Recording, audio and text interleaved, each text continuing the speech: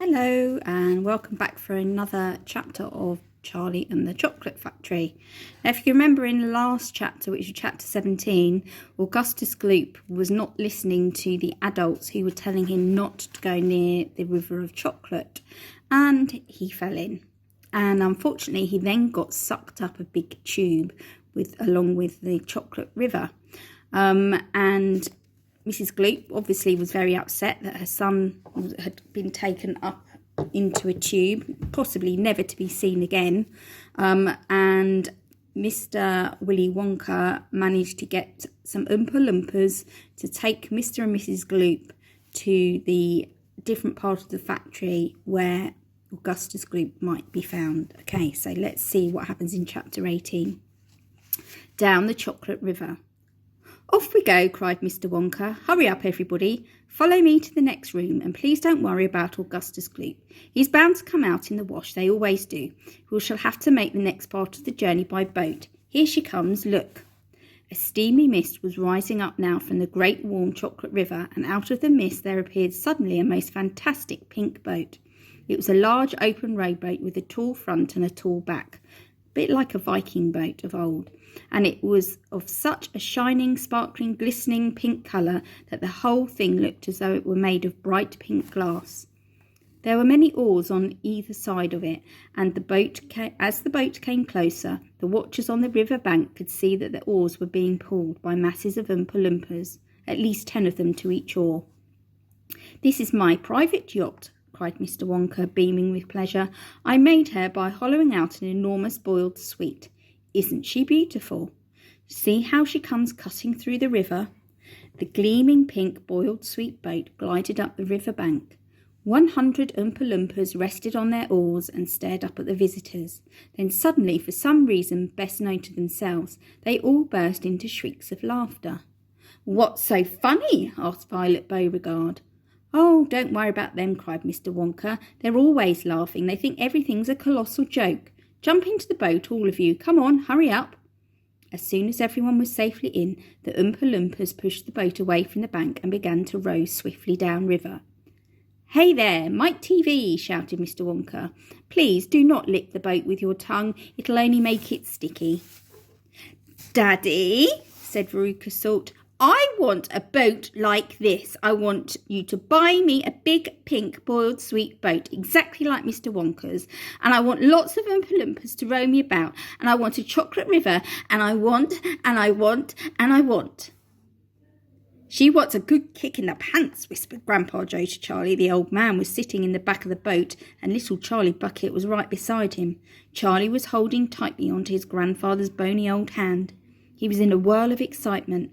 Everything that he had seen so far, the great chocolate river, the waterfall, the huge sucking pipes, the minty sugar meadows, the Oompa Loompas, the beautiful pink boat, and most of all, Mr. Willy Wonka himself, had been so astonishing that he began to wonder whether there could possibly be any more astonishments left. And here they are in the boat. Where are they going now?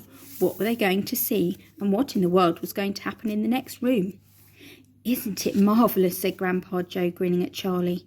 Charlie nodded and smiled up at the old man. Suddenly, Mr. Wonka, who was sitting on Charlie's other side, reached down into the bottom of the boat, picked up a large mug, dipped it into the river, filled it with chocolate, and handed it to Charlie. Drink this, he said. It'll do you good. You look starved to death. Then Mr. Wonka filled a second mug and gave it to Grandpa Joe. You too, he said. You look like a skeleton. What's the matter? Hasn't there been anything to eat in your house lately?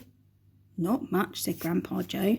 Charlie put the mug to his lips, and as the rich, warm, creamy chocolate ran down his throat into his empty tummy, his whole body from head to toe began to tingle with pleasure, and a feeling of intense happiness spread over him.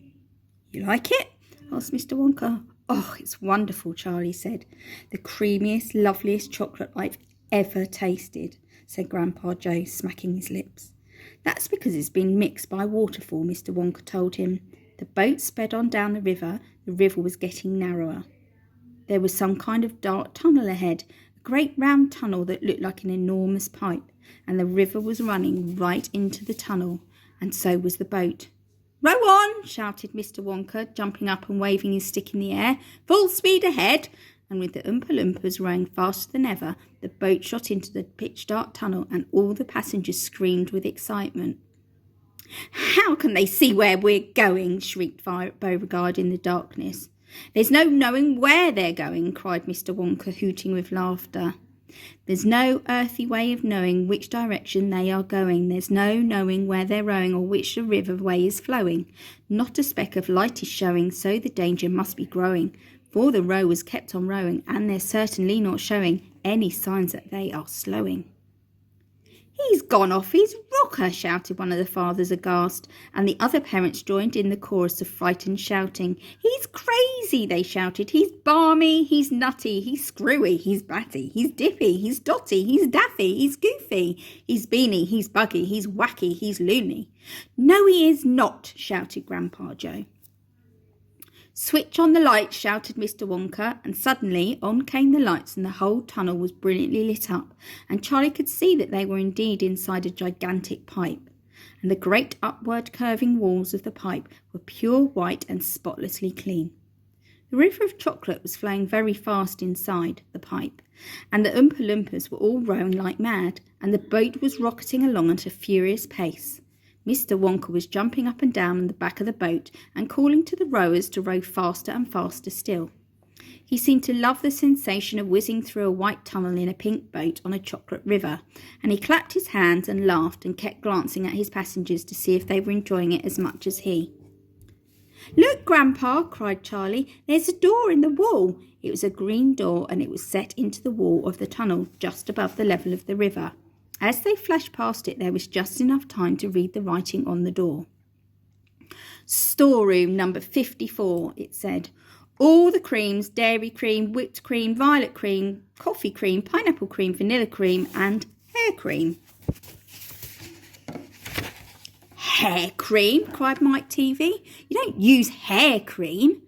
"Row on!" shouted Mr. Wonka. "There's no time to answer silly questions." They streaked past a black door. "Storeroom number 71, it said on it. "Whips, all shapes and sizes."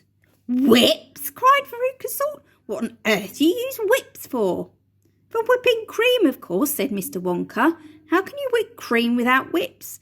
Whipped cream isn't whipped cream at all unless it's been whipped with whips. Just as a poached egg isn't a poached egg unless it's been stolen from the woods in the dead of night.